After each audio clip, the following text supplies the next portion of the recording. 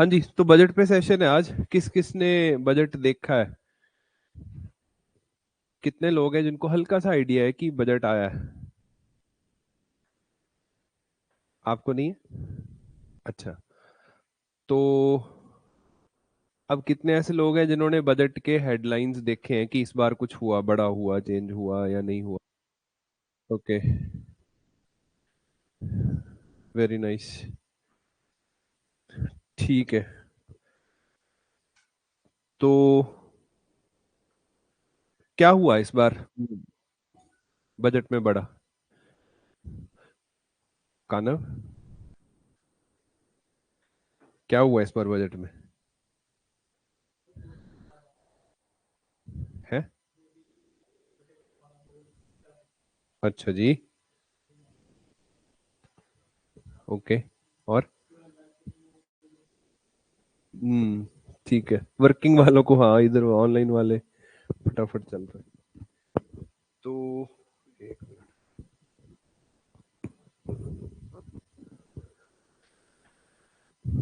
ठीक है। और कुछ, एनीबडी एल्स?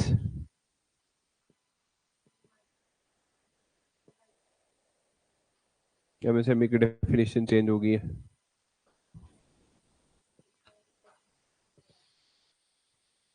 ठीक है।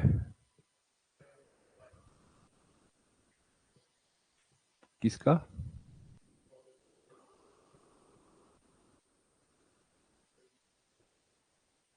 हाँ, उसमें वैसे है कुछ star conditions. It's not like absolute terms में नहीं हुआ वो।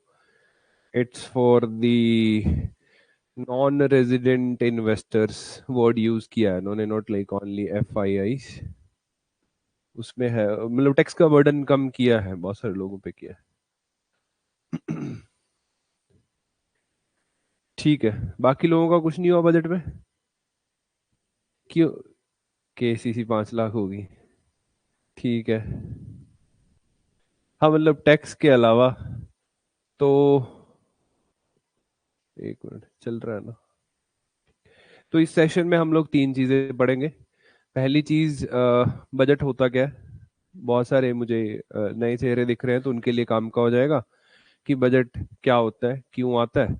दूसरा, बजट में दो कंपोनेंट होते हैं। पहला, बजट में नंबर्स होते हैं, आंकड़े होते हैं, और दूसरा घोषणाएं होती हैं कि फाइनेंस मिनिस्टर एक तो नंबर्स प्रेजेंट करता है या करती है कि आने वाले साल में कितना पैसा सरकार कमाएगी और कितना सरकार खर्चा करेगी और कहाँ पे करेगी।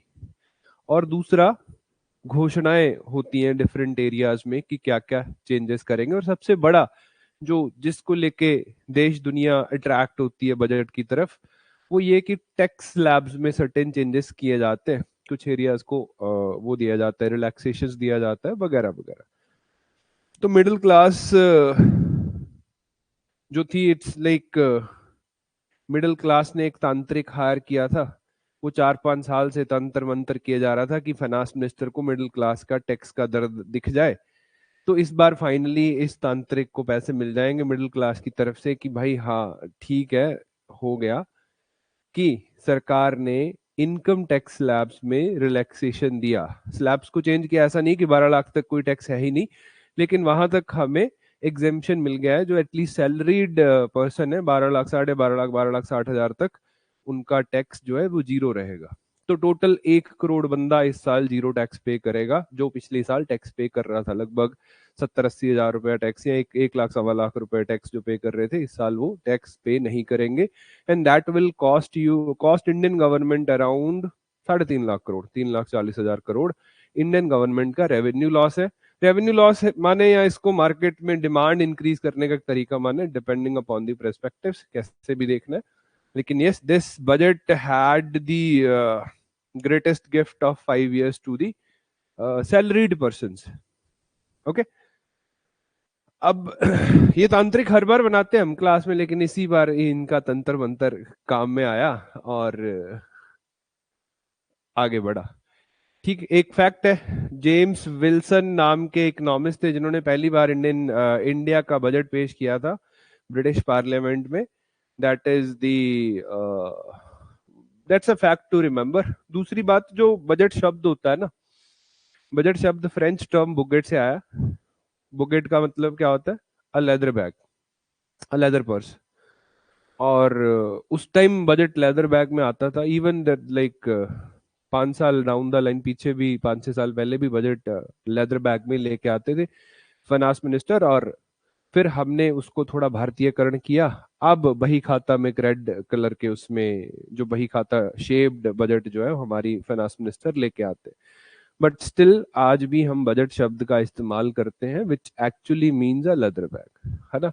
और दूसरी बात, बजट वर्ड हमारे कॉन्स्टिट्यूशन में कहीं भी लिखा नहीं गया है, कहीं भी डिफाइन नहीं हुआ है। ऑफिशियली अगर कॉन्स्टिट्यूशनल टर्म्स में देखा जाए तो it is annual financial statement.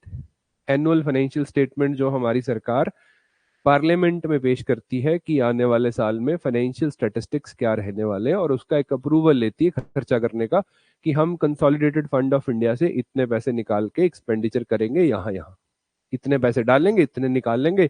वो पार्लियामेंट से अप्रूवल हमारी रूलिंग गवर्नमेंट ले लेती है। ठीक है, इस सारे प्रोसेस को इनफॉर्मली बजट बोला जाता है, या मतलब मेन स्ट्रीम में भी इस वर्ड को बजट बोला जाता है, लेकिन हमारे कॉन्स्टिट्यूशन में बजट वर्ड डिफाइन नहीं है, वहां it is annual financial statement. और कॉन्स्टिट्यूशन में ऐसा भी मैंडेटेड नहीं है कि ये फरवरी में आएगा, मार्च में आएगा, कभी भी आएगा, साल में एक बार कभी भी आ सकता है, लेकिन इट इज द कन्वेंशनल वो चला आ रहा है। पहले हम लोग मार्च में करते थे, अभी हम लोग फरवरी स्टार्टिंग में कर लेते हैं। ठीक। अब बजट में गवर्नमेंट करती क्या, हम एक डेमोक्रेसी है, ये तो आप जानते हो। डेमोक्रेसी में लाइक एक रिप्रेजेंटेटिव गवर्नमेंट रहती है, एक रिस्पॉन्सिबल गवर्नमेंट रहती है। वहां पे आप लोगों ने जो चुन के भेजा है मिनिस्टर्स को, मेंबर्स ऑफ पार्लियामेंट्स को, उनको रिस्पॉन्सिबल है गवर्नमेंट जवाब देने के लिए, है ना। तो सरकार क्या करती है, जो भी रूलिंग पार्टी है, जो रूलिंग गवर्नमेंट है, वो लोकसभा, जहां से आपके डायरेक्ट नुमाइंदे वहां पे बैठे हैं, आपने वोट किया होगा, पता नहीं जेनजीज करते भी हैं वोट के नहीं आजकल, बट अगर किया होगा तो आपके सिलेक्टेड लोग लोकसभा में हैं, जिनको आपकी कॉन्स्टिट्यूंसी से वोट करके भेजा, और सरकार उनको दिखा रही है और उनसे वोटिंग करवा रही है कि भाई इसको अप्रूव कर दो। हम सरकार का जो अकाउंट है, दैट इज कौन सा अकाउंट है, कंसोलिडेटेड फंड ऑफ इंडिया। सरकार का अकाउंट है कि इस अकाउंट से इतने पैसे हम लोग विड्रॉ करेंगे, अगले साल में इतने डालेंगे। वो करंट होते तो है नहीं, मतलब वो तो चलता ही रहता है, इट्स द ऑनगोइंग अकाउंट, कि इसमें इतनी कमाई करेंगे और इस कमाई को इतना खर्चा करेंगे, उसकी अप्रूवल का प्रोसेस होता है एनुअल फाइनेंशियल स्टेटमेंट प्रेजेंट करना। ठीक। तो as of now consolidated fund of India, contingency fund of India और पब्लिक अकाउंट्स, तीन तरीके के बड़े बड़े फंड्स हैं हमारे पास। CFI is the main fund, Consolidated Fund of India. Article 266 sub clause 1 इसको मैंडेट करता है कि एक ऐसा फंड होगा, उस फंड से अगर पैसा निकालना है किसी भी तरीके का सारा revenue, tax, non tax revenue इसमें जाएगा, और सारा खर्चा जो होगा वो प्रायर ऑथोराइजेशन के साथ ही होगा। यानी कि कंसोलिडेटेड फंड ऑफ इंडिया जो है वो ऐसा एक बड़ा सा फंड कुआ है जिसमें सारा पैसा जाता रहता है, अगर निकालना है उससे पैसा तो पार्लियामेंट्री ऑथोराइजेशन चाहिए। ठीक है। अब पार्लियामेंट्री ऑथोराइजेशन हम बजट प्रोसेस में लेते हैं, फाइनेंस मिनिस्टर लेके आती है ना कि ये बजट है भाई, अब कितना 50 लाख करोड़ का बजट है, लगभग 50,65,000 करोड़ रुपया हम लोग अगले साल निकाल लेंगे अप्रूव। उसकी डिमांड फॉर ग्रांट्स होती है, उस पर लोकसभा अप्रूव करती है, राज्यसभा की कोई पावर नहीं होती बजट पे, लोकसभा ही अप्रूव करती है। राज्यसभा डिस्कस करती है लेकिन कोई पावर नहीं होती, अगर राज्यसभा एक्सेप्ट रिजेक्ट नहीं कर सकती है, लोकसभा की सिर्फ पावर्स रहेंगी, और वो अप्रूवल देंगे, वो अप्रूवल लेके रख लेंगे, आने वाले साल में वो सारे का सारा अमाउंट जो है यहाँ से विड्रॉ होता रहेगा, या विड्रॉ होकर मिनिस्ट्रीज तक पहुंच जाएगा इनकेस अब जो फर्स्ट विड्रॉल होगा। हाँ जी। नॉन टैक्स रेवेन्यू सरकार के काफी, जैसे MSMEs हैं, सॉरी जो सरकारी कंपनीज हैं, PSUs हैं, अगर उनसे ट्रांसफर आ रहा है, RBI से ट्रांसफर आ रहा है, पेनल्टीज हैं, एन नंबर ऑफ आइटम्स होती है नॉन टैक्स रेवेन्यूज में, फीस फीस कलेक्ट करती है जो गवर्नमेंट। फिर आता है public fund. Public fund is like जो पब्लिक का पैसा सरकार के पास पड़ा है, चाहे वो प्रोविडेंट फंड के रूप में पड़ा है, चाहे वो सेविंग सर्टिफिकेट्स के रूप में पड़ा है, n number of such funds are there with the government only, वो सरकार जब चाहे उनको यूज कर सकती है, उनके लिए पार्लियामेंट्री अप्रूवल की आवश्यकता नहीं होती, बजट में ऐसा कुछ दे या ना दे वो डिपेंड करता है। एक हमारे पास कॉन्टिजेंसी फंड ऑफ इंडिया है, कॉन्टीजेंसी फंड मतलब इमरजेंसी का फंड। कितना as of now contingency fund का कॉर्प्स? वो तो मैंने गलत लिखा है यार, अभी कितना है? 20,000 करोड़ है। 20,000 करोड़ है, बढ़ा दिया था कोविड में हमने। इकोनॉमी में तो मैंने पढ़ाया है, आप तो ऐसे ही मुंह बना रहे हो पीछे वाले बैठे। तो कॉन्टीजेंसी फंड का मतलब है कि पार्लियामेंट सेशन में तो साल में 3 बार ही होता है ना? 3 ही सेशन होते, 4 हो जाएंगे हार्डली इमरजेंसी सेशन आ गए तो। इन बिटवीन अगर कोई सरकार को फंड की आवश्यकता बढ़ती, जैसे एक डिजास्टर हो गया, कुछ इस तरीके का कोई वायरस फैल गया, अचानक से फंड की आवश्यकता पड़ेगी, तो हम पार्लियामेंट सभी पार्लियामेंटेरियन को नींद से थोड़े ना जगाएंगे कि आज अप्रूवल लेना है। तो उसके लिए हम एक फंड क्रिएट किया हुआ है, कॉन्टीजेंसी फंड ऑफ इंडिया। उसमें पहले 500 करोड़ और 20,000 करोड़ रुपया उसमें डाला रहता है, और प्रेसिडेंट साहब साइन करते हैं तो उससे पैसा सरकार विड्रॉ करके यूज कर सकती है। ठीक। ये सीएफआई से निकाला और इसमें डाल के रख लिया, अलग से वॉलेट क्रिएट करके इसमें रख दिया है। अब इसको हम प्रेसिडेंशियल अप्रूवल से इससे पैसा यूज कर सकते हैं। डायरेक्ट प्रेसिडेंट से साइन करवाएंगे, पैसा निकालेंगे, और जिस जहां भी इमरजेंसी है वहां यूज किया जा सकता है। जब पार्लियामेंट सेशन में आएगी तो सबसे पहला काम वही करेंगे, वो कंसोलिडेटेड फंड से पैसा निकाल के कॉन्टीजेंसी में दोबारा डाल देंगे, 20,000 करोड़ पूरा कर देंगे, और साथ में वो अप्रूवल भी हो जाएगा कि हाँ ठीक था जो सीन है। अब ये अप्रूवल अप्रूवल मैं बार बार बोल रहा हूं, अगर अप्रूवल ना हो तो क्या हो? अगर अप्रूवल हो ही ना, गिर जाएगी, सबकी गिर रही है, आपकी नहीं गिर रही। अगर अप्रूवल ना हो इसका एक ही मतलब है कि गवर्नमेंट के पास मेजोरिटी नहीं है लोकसभा में। 50% से ज्यादा लोग अगर अप्रूव कर रहे हैं तो ये अप्रूव हो रहा है ना बजट। अगर 50% ज्यादा लोग सरकार को सपोर्ट ही नहीं कर रहे हैं तो सरकार नो कॉन्फिडेंस मोशन लेके आएगी ऑपोजिशन, और सरकार गिर जाएगी, दोबारा इलेक्शन होंगे। ठीक है, तो बजट सेशन पास नहीं होने का मतलब है सरकार के पास मेजोरिटी नहीं है। क्लियर? समझ आ गया? 3 खाते। मोस्टली हम लोग सीएफआई की बात करेंगे। बजट की जब भी प्रिंटिंग की शुरुआत होती है, जब भी हम बजट प्रिंटिंग स्टार्ट करती है हमारी मिनिस्ट्री, तो उससे पहले एक हलवा सेरेमनी करी जाती है देश में। फाइनेंस मिनिस्टर खुद से हलवा बनाते हैं। बजट प्रिंटिंग एक काफी सीक्रेसी भरा प्रोसेस होता है, जो पूरे के पूरे डिपार्टमेंट है बजट बनाने वाला। कौन सा डिपार्टमेंट बनाता है budget? Department of economic affairs के जितने भी ऑफिशियल्स इसमें इन्वॉल्व हैं वो आउटसाइड दुनिया से कट रहते हैं, और जब तक बजट प्रिंट होके पेश नहीं हो जाता उनका बहुत बड़ा कोई कनेक्शन बाहर वाली दुनिया से नहीं रहता, वहीं रहते हैं। जब बजट बन के उसकी प्रिंटिंग की शुरुआत होनी होती स्टार्ट करते हैं, तो इस लाइक इंडियन कल्चर इस कुछ मीठा हो जाए तो हलवा बनाया जाता है और फाइनेंस मिनिस्टर उनको सर्व करता है। It's a ritual, it's nothing nothing big in that. और बनाए ना बनाए लेकिन सर्व करते हैं, फोटो होती है हलवा सेरेमनी में, फाइनेंस मिनिस्टर सेंटर में खड़े रहते हैं और सबको सर्व करते हैं, और फिर जाके हम लोग बजट की प्रिंटिंग शुरू करी जाती है ना? यानी वही कुछ जैसे महान कैडबरी वाले कुछ मीठा हो जाए टाइप, तो हम थोड़ा इंडियन ट्रेडिशन को फॉलो करते हैं। अब बजट की एक क्रोनोलॉजी है। बजट जब हम एनुअल फाइनेंशियल स्टेटमेंट पेश किया जाता है, सबसे पहले वो प्रिंट करवा के प्रेसिडेंट के साइन करवा के पार्लियामेंट पहुंचते हैं, है ना? सबसे पहले प्रेसिडेंट अप्रूवल देता है कि हाँ आप, प्रायर अप्रूवल से ही जाता है बजट। पहले दिन फाइनेंस मिनिस्टर की स्पीच होती है, बजट प्रेजेंट किया जाता है, लोकसभा में प्रेजेंट किया जाता है। फिर उस पे जनरल डिस्कशंस होते हैं। General discussion is the second aspect, Rajya Sabha भी डिस्कस करती है बजट को। एंड नेक्स्ट है voting on demand for grants. Demand, अलग अलग एरियाज की डिमांड रखी जाती है ना कि यहाँ से इतने पैसा ग्रांट होगा, ऐसा होगा, तो उनपे अलग अलग वोटिंग होती है, हर एक मुद्दे पे वोटिंग होती है। जिन मुद्दों पे वोटिंग नहीं भी होती वो भी अंत वाले दिन में स्पीकर पास कर देता है, ऐसा कुछ नहीं है, लेकिन ये वोटिंग राज्यसभा में नहीं होती है। देन अप्रोप्रिएशन बिल पास होता है। अप्रोप्रिएशन बिल क्या है? वो स्टैंप है जो गवर्नमेंट को अप्रूवल देता है कि आप पैसा विड्रॉ कर सकते हो। और देन लास्ट में फाइनेंस बिल पास होता है। अगर कुछ टैक्सेशन में चेंजेस करे गए हैं तो इसमें सारे के सारे वो एक्ट्स को पास कर दिया जाता है फाइनेंस बिल में। जो भी सर्टेन टैक्सेशन चेंजेस, जैसे इस बार स्लैब 12 लाख तक गया, तो वो सारे के सारे चेंजेस अंत में फाइनेंस बिल में पास होंगे। ये क्रोनोलॉजिकल ऑर्डर है। ये यूपीएससी और स्टेट पब्लिक सर्विस कमीशन ने कई बार पूछा है, तो इसको याद कर लेना। अब ये फॉर द पॉलिटी गीक्स, ये फाइनेंस बिल जो होता है ये मनी बिल ही होता है, इसमें भी राज्यसभा की पावर्स नहीं होती। ठीक है। अब अगर बजट को आंकड़ों में देखा जाए, the most difficult component of this, आंकड़ों में अगर बजट को देखते हैं तो ऐसा दिखता है।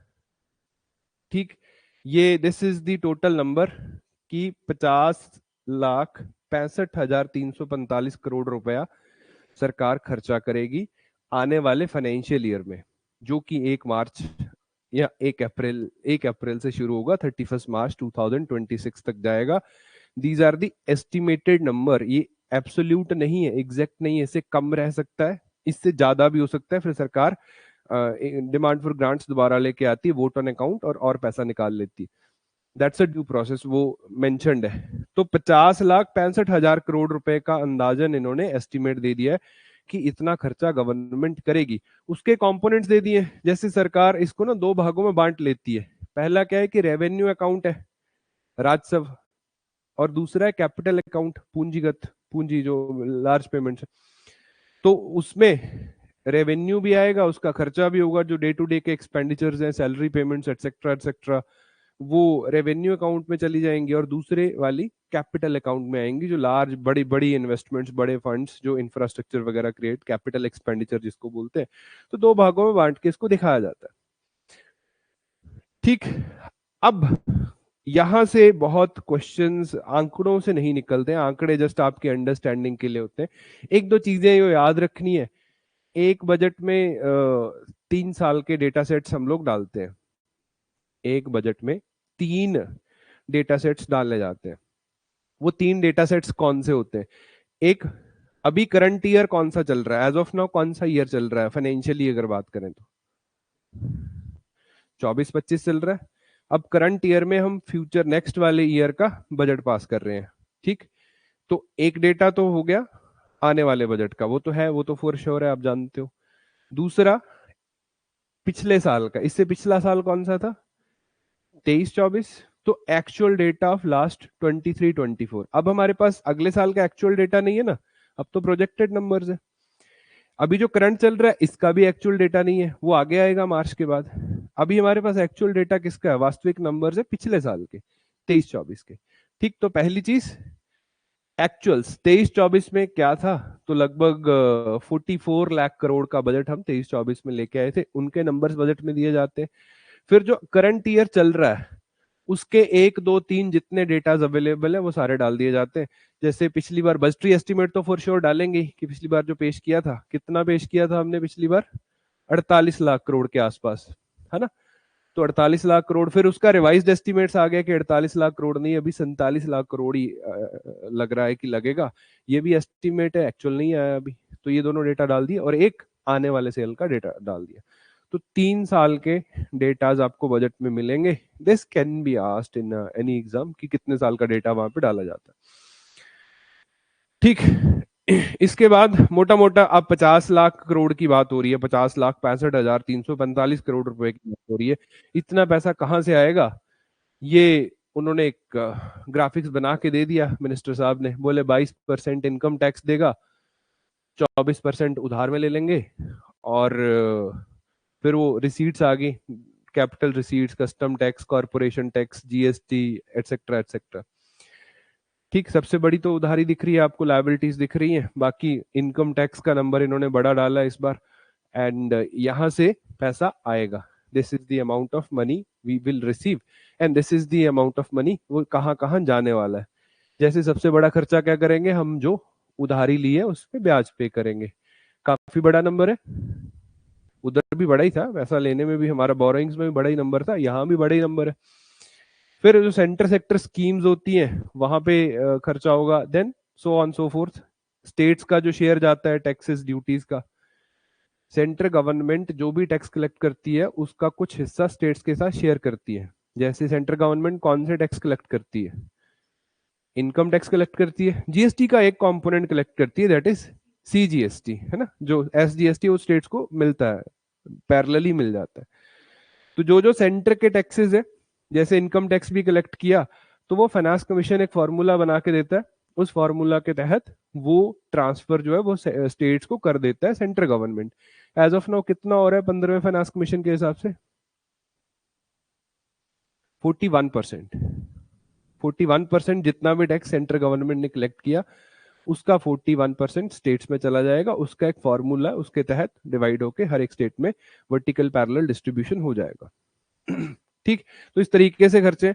अब इसका कोई बहुत बड़ा वो नहीं रहता, सिग्निफिकेंस नहीं रहता, आप ज्यादा याद नहीं कर पाओगे इन चीजों को। एक मिनट।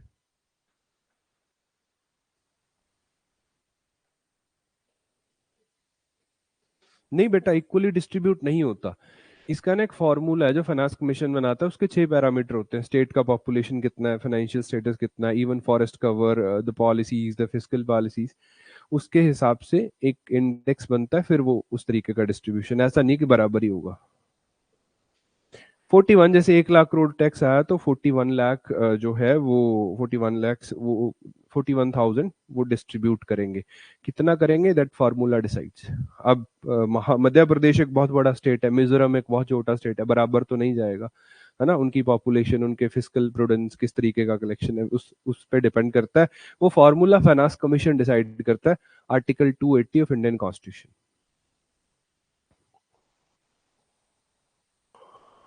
ठीक।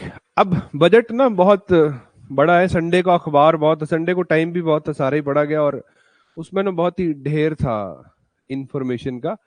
वो हम लोग एज अ टीचर्स पढ़े तो बनता है, आप लोग नहीं पढ़ोगे दैट्स कंप्लीटली फाइन, क्योंकि बजट से हार्डली 1 या 2 क्वेश्चन आते हैं। ऐसा नहीं कि आप उस पर सालों साल बर्बाद कर दो, और हर 8 महीने 10 महीने के बाद this information tends to change. तो जो जो चीजें मुझे इंपॉर्टेंट लगी, आई हैव पिक्ड। बहुत सारी चीजें जो मुझे इंपॉर्टेंट नहीं लगी एग्जाम पॉइंट ऑफ व्यू से, तो आई स्किप्ड। तो अकॉर्डिंगली हम लोग देख लेते हैं। जैसे नंबर्स में बात करें तो सब्सिडीज का नंबर आपको आइडिया होना चाहिए कि सब्सिडी कितनी पे करती है सरकार, और दैट स्पेसिफिकली फूड फर्टिलाइजर। दो सबसे बड़ी सब्सिडी है। सब्सिडी क्या होती है जानते हो? क्या होती है? क्या होती है सब्सिडीज? क्या होती है? किसको?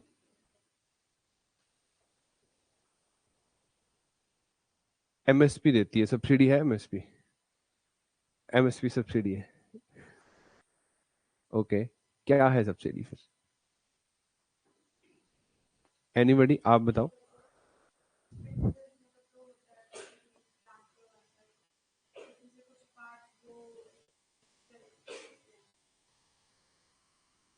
ओके, हाँ मिलती है, बट तो होती क्या है, व्हाट इज दैट?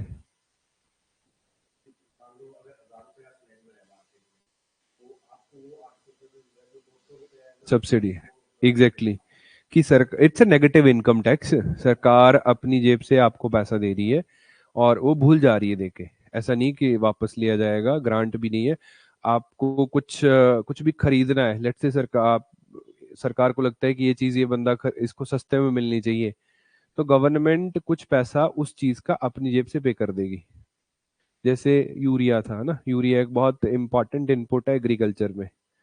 तो सरकार यूरिया सब किसानों को सस्ते में मिले, इसके लिए 300-400 रुपए बैग जो प्राइस रखा हुआ है यूरिया का उतना ही है। उसका एक्चुअल कॉस्ट तो ज्यादा है, 1200-1500 रुपए पर बैग है। तो वो 800-900 रुपए सरकार की जेब से जाता है ना। यही एलपीजी के केस में होता है। एलपीजी जो आप अभी शायद 800, 700, 800 रुपए का मार्केट प्राइस है उसका, बट उसकी कुछ ना कुछ सब्सिडी आपके खाते में वापस आ जाती है कि तूने 800 रुपए का सिलेंडर खरीदा, 100-150 रुपए जितनी भी आ रही है, मैंने तो अनाउंस कर दी, मुझे याद नहीं, जितनी भी आती है 100-150 रुपया, वो आपके खाते में वापस आ जाती है कि आपको सिलेंडर का प्राइस नेट 700 रुपए या कुछ ऐसा पड़ गया। सिमिलरली पहले डीजल पेट्रोल के प्राइसेस पे, डीजल के प्राइसेस पे थी, केरोसिन के प्राइसेस पे थी, अभी उनको हमने छोड़ दिया है। एग्रीकल्चर में बहुत सारी सब्सिडीज हैं, इंडस्ट्री में भी हैं, वो प्रोडक्शन लिंक्ड सब्सिडीज आ जाते हैं, इंसेंटिव आ जाते हैं। कई जगह पे सरकार टैक्स बोलती है कि नहीं, हम आपको टैक्स रिबेट वापस दे देंगे। तो अपनी जेब से सरकार कुछ पे करती है आपके कंजप्शन के बेसिस पे, दैट इज सब्सिडी। सबसे बड़ी सब्सिडी है फूड की अपने देश में। दूसरे नंबर पे सब्सिडी आती है फर्टिलाइजर की। फूड की सब्सिडी क्या है? आप नेशनल फूड सिक्योरिटी एक्ट है अपने देश में, नेशनल फूड सिक्योरिटी एक्ट के तहत लगभग 65% ऑफ द पॉपुलेशन कवर्ड है, और उस पॉपुलेशन को बहुत सस्ते दामों में खाने पीने की चीजें मिलती हैं, जैसे वीट हो गया, राइस हो गए, या सर्टेन कुछ स्टेट्स में दालें भी मिलती हैं। है ना। वीट का एक्चुअल प्राइस, मार्केट प्राइस 25 से 30 रुपए पर केजी, वहां पे आपको लगभग 4 से 5 रुपए में वो मिल जाता है। तो बाकी का खर्चा कौन चुका रहा है? वो सरकार अपनी जेब से पे कर रही है, दैट इज सब्सिडी, फूड की सब्सिडी। सिमिलरली फर्टिलाइजर की सब्सिडी है, फर्टिलाइजर में यूरिया है, एमओपी है, डीएपी है, इस तरीके के एनपीके के 3 फर्टिलाइजर जो मेजरली हमारे किसान यूज करते हैं। तो वहां पे या तो यूरिया की अलग से सब्सिडी है, न्यूट्रिएंट बेस्ड सब्सिडी है, तो सरकार एक मेजर हिस्सा उसका अपनी जेब से पे करती है। या तो किसानों को direct payment, direct benefit transfer हो जाता है उनके खाते में, कि आप जैसे सिलेंडर खरीदते हो कि जो भाव है उसी पे खरीदा और खाते में कुछ ना कुछ आ गया। या कई जगह पे मैन्युफैक्चरर को पे कर देते हैं कि भाई तू, तेरा घाटा हम पे कर देंगे, तू सस्ते में बेच। ठीक। तो सब्सिडी हमेशा it's like a burden on the government's pocket. It is seen as a burden on the government's pocket, की गया उसका कोई एज एन सच लाभ हुआ नहीं हुआ, उसका मापदंड रखना बड़ा मुश्किल है, लेकिन खर्चा बहुत है, उस पे ब्याज सरकार पे करती है, उस खर्चे से और कुछ भी किया जा सकता है, एटलीस्ट रेशनलाइज किया जा सकता है जितना कम हो सके। तो that is why this number has become important for us. Lately इस बजट में सरकार ने क्या किया कि हमने भाई टोटल जो हमारा फर्टिलाइजर और टोटल फूड फर्टिलाइजर फ्यूल की सब्सिडी है, वो हमने ओवर द ईयर्स रिड्यूस कर दी है। इस बार कितनी है? 4.26 लाख करोड़, 4.26 ट्रिलियन रुपीस जो है वो सब्सिडी है, which is the lowest in the terms of GDP numbers. 1.1% of GDP जो है वो यहाँ पे खर्चा कर रही है सरकार, फर्टिलाइजर और फूड फ्यूल की सब्सिडी। फ्यूल पे है नहीं कुछ ज्यादा, 12,000 करोड़ ही है। पहले फ्यूल की सब्सिडी बड़ी होती थी क्योंकि डीजल के प्राइसेस या क्रूड ऑयल के प्राइसेस बहुत ज्यादा थे, एज ऑफ नाउ नहीं है, तो number has been reduced. Clear? तो याद रख लोगे, 4.25 लाख करोड़ कितनी है? Food fuel fertiliser triple F, इनकी सब्सिडी है, which is around 1.20% of our GDP. 1.20% of India GDP. कितनी है भारत की जीडीपी? टोटल जीडीपी कितनी है? वो तो बजट है, 5 ट्रिलियन। वैसे एब्सोल्यूट टर्म्स में देखे तो लगभग लगभग 350, 340 लाख करोड़ के आसपास की जीडीपी होगी हमारी, 3.35 लाख करोड़। या इसको ऐसे इन्फ्लेट करते हैं पीपीपी वगैरह लगा के, तो 5 लाख, 500 लाख, 500 लाख करोड़ के आसपास जाएगी।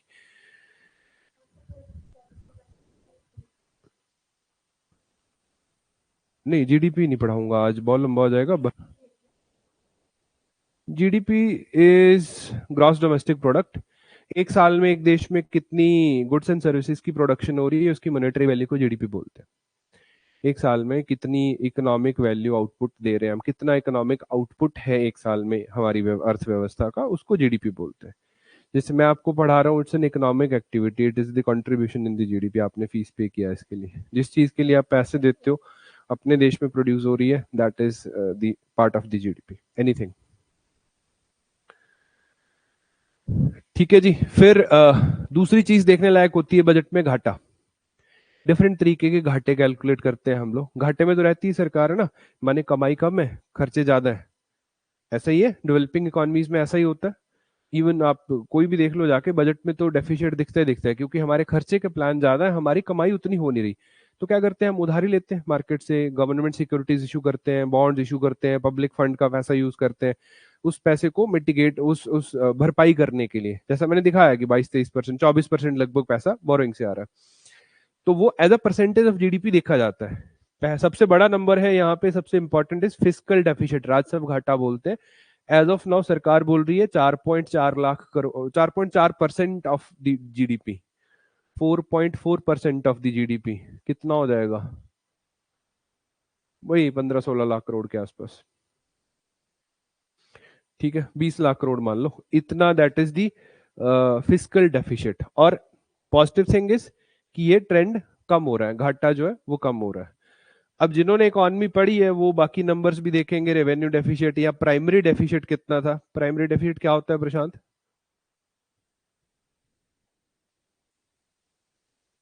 हाँ, इस साल का बोरोइंग्स कितने हैं पुराने इंटरेस्ट छोड़ के? दो तरीके के लोन्स होते हैं ना हमारे पास, एक आपने लोन इसी साल लिया, और दूसरा पिछले साल के लोन्स को चुकाया या उस पे ब्याज पे किया, इंटरेस्ट पे किया, दोनों को मिलाते हैं तो फिस्कल डेफिसिट है। फिस्कल डेफिसिट से इंटरेस्ट पेमेंट्स को माइनस कर देते हैं, तो प्राइमरी डेफिसिट है उससे कि इस साल कितना हमने बोरो किया। तो that is even one less than 1% of the GDP जो इसी साल के लिए बोरो किया गया, बाकी तो हमने पुराने वाले चुका रहे। ठीक, अब ये फिस्कल डेफिसिट को ध्यान देना हमने एफआरबीएम एक्ट के टाइम पे ज्यादा शुरू किया था, विच वाज इन दी 2002, अटल बिहारी वाजपेयी जी का एरा था, उस टाइम हमने एफआरबीएम एक्ट पास किया था कि फिस्कल डेफिसिट को कंट्रोल में रखेगी सरकार। अब फाइनेंस मिनिस्टर सेड कि भाई ये हो लिया, अब हम एक और चीज, एक और इंडिकेटर को ध्यान में रखेंगे other than the fiscal deficit, that is the debt to GDP ratio, कि total debt to GDP ratio, ये डेट सरकार का, ये सिर्फ गवर्नमेंट ऑफ इंडिया कितना डेट है इनका in in correspondence to our GDP. तो एज ऑफ नाउ बोले 57% है, 57.1% है। इसको 2030-31 तक आते आते हमें 50% तक रिड्यूस करके लाना है। ठीक है, अभी जीडीपी का 57% is debt on the Indian government. Over the हर साल लेते हैं ना 20-30% हर साल, तो हमारा बजट डेफिसिट में जाता है, तो वो हमने उधारी पे लिया, उस पे इंटरेस्ट तो पे कर ही रही है सरकार। तो बोले आने वाले 7-8 साल में फिस्कल प्रूडेंस का मतलब है हम लोग डेट टू जीडीपी रेशियो कम करेंगे। क्या है 7-8 साल का टारगेट? 50% ±1, 51 से 49 यहां तक लेके आएंगे। अगले साल का टारगेट क्या है? 1% कम करेंगे, 57.1% एज ऑफ नाउ है, 56.1 तक लेके जाएंगे इसी साल में। तो अर्लियर होता था, ये आंकड़ा होता है, हर बार होता है, लेकिन कम रहता है या ध्यान में नहीं देते। इस बार बोला है कि इसी को फोकस में रखेंगे, फिस्कल डेफिसिट पे ध्यान नहीं देंगे, इसी पे ध्यान देंगे। क्लियर? ये टारगेट्स लेटली हैं 25-26 के। अगर हम 2030-31 तक जाते हैं तो टारगेट विल बी 50%, 50% ±1, ये सरकार ने बोला एज ऑफ नाउ। क्लियर? अब the last part of the lecture, और सबसे बड़ा पार्ट आई वुड से, वो है घोषणाएं। बहुत बड़ी बड़ी छोटी छोटी हर एक सेगमेंट में अनाउंसमेंट्स करी जाती है। अब इतना पैसा है, 50 लाख करोड़ है, तो उसमें से खर्चे वर्चे निकाल के तो हम लोग इन 4 एरियाज पे ज्यादा फोकस करेंगे। कुछ अजीब सा साउंड आ रहा है ना, बाहर से आ रहा है? बढ़िया। तो पहला है एग्रीकल्चर, दूसरा है एमएसएमई, एमएसएमई यानी कि माइक्रो स्मॉल मीडियम एंटरप्राइजेस, जो लघु उद्योग है, माइक्रो है, इन्वेस्टमेंट, एक्सपोर्ट्स। इन 4 एरियाज पे हमें फोकस करना है, और इसके साथ फ्यूल रिफॉर्म्स करेंगे, इंक्लूसिव कर, सभी को इंक्लूड करेंगे और विकसित भारत बनाएंगे। और कंट्री, इन्होंने एक डायलॉग बाजी भी करी थोड़ी सी, country is not just its soil, country is its people. तो आपको आगे दिखेगा कि हम हमारे लोगों पे इन्वेस्ट करेंगे, ऐसा थीम बजट का लेके चले। तो डेवलपमेंट मींस 4 लोगों पे फोकस करना है, गरीब, यूथ, अन्नदाता, नारी। गरीब यूथ नहीं, उसमें कॉमा है, गरीब, यूथ, अन्नदाता और नारी। चार चार मेजर एरियाज जहां पे बोलने में लगता है ना से गरीब यूथ बोल रहा हूँ, इट्स लाइक ऑनलाइन गालियां देंगे लोग मुझे। गरीब में कॉमा है, गरीब, यूथ, अन्नदाता और नारी, 4 कंपोनेंट्स रखे गए, हम लोग वो करेंगे। अब 4 में भी पिछले मैंने बोला एग्रीकल्चर पे फोकस करने की बात हर साल ही करती है सरकार। 5 बड़ी चीजें एग्रीकल्चर पे होने जा रही हैं। पहली चीज है कि एग्रीकल्चर में सबसे बड़ी इनपुट जो है, एग्रीकल्चर इनपुट्स में अगर सबसे बड़ा प्राइम इनपुट्स देखते हैं तो वो फर्टिलाइजर से पहले भी आता है सीड। अगर अच्छी क्वालिटी का सीड मिल जाए, क्लाइमेट को अकॉर्डिंगली सीड मिल जाए, डेफिनेटली वहां प्रोडक्टिविटी बढ़ सकती है। तो सरकार बोली national mission on high yielding seeds, अच्छे अच्छे सीड्स डेवलप करने के लिए एक नेशनल मिशन लॉन्च होगा। पहली बात, इनके वेयर अबाउट्स आएंगे आगे ना, इनकी और डिटेल्स आने वाले ड्यू कोर्स ऑफ ईयर में सरकार 1 by 1 इशू करती रहती है, मिनिस्ट्री करेगी, एग्रीकल्चर मिनिस्ट्री इसको, और फिर हम पढ़ लेंगे कैसा सेंटर, कैसा प्रारूप है इसका। देन आता है क्रेडिट, जो केसीसी है, किसान क्रेडिट कार्ड, एक स्कीम चलती है जिसके तहत एक ओवरड्राफ्ट लिमिट दे दी जाती है किसानों को, है ना। पहले 3 लाख तक थी, 3 लाख पे ब्याज की दरें काफी कम होती हैं। अब बैंक्स दे तो कितनी भी देते हैं, लेकिन 3 लाख तक इंटरेस्ट सबवेंशन करती है सरकार, 4-5% इंटरेस्ट रेट लगता है। अब उसको 3 को बढ़ा के 5 करोड़ कर दिया गया। ठीक है, शॉर्ट टर्म लोन्स, अब इसमें चाहे वो फिशरमैन है, डेयरी फार्मर्स है, उनको भी इंक्लूड कर दिया गया, और 7.7 करोड़ फार्मर्स बोले और इसमें ऐड होंगे। अब इसमें मतलब हो चुके हैं ऑलरेडी 7.7 करोड़ का आंकड़ा उन्होंने दिया। फिर एक और स्कीम हम लोग इशू करेंगे, लॉन्च करेंगे, दैट इज प्राइम मिनिस्टर धन धान्य कृषि योजना, जो 100 जिलों में एग्री डिस्ट्रिक्ट प्रोग्राम चलाएगी। लगभग 1.7 करोड़ फार्मर्स इंक्लूड किए जाएंगे। इस स्कीम की डिटेल्स भी आने वाले टाइम में हमें देखने को मिलेंगी, कहाँ कैसे लॉन्च होती है, तो उस टाइम इसको रिवाइज करेंगे। फिर कॉटन की प्रोडक्टिविटी बढ़ाने के लिए 5 साल का मिशन हम लोग चलाएंगे, जो कॉटन फार्मिंग की सस्टेनेबिलिटी पे काम करेगा और इसकी प्रोडक्टिविटी बढ़ाने की कोशिश करेगा। कॉटन पे हम ऑलरेडी टेक्नोलॉजिकली काफी आगे तो है, लेकिन इन कंपैरिजन टू यूएस, जो one of the biggest producers है, चाइना, उनसे थोड़ा सा पीछे है। जैसे हमारे देश में बीटी कॉटन होता है, लेकिन वो लाइसेंसिंग के इश्यूज के चलते जो लेटेस्ट बोलगार्ड 3-4 टेक्नोलॉजीज है वो इंडिया में नहीं है, बोलगार्ड 2 टेक्नोलॉजीज तक ही हम लोग कर पा रहे हैं कॉटन में।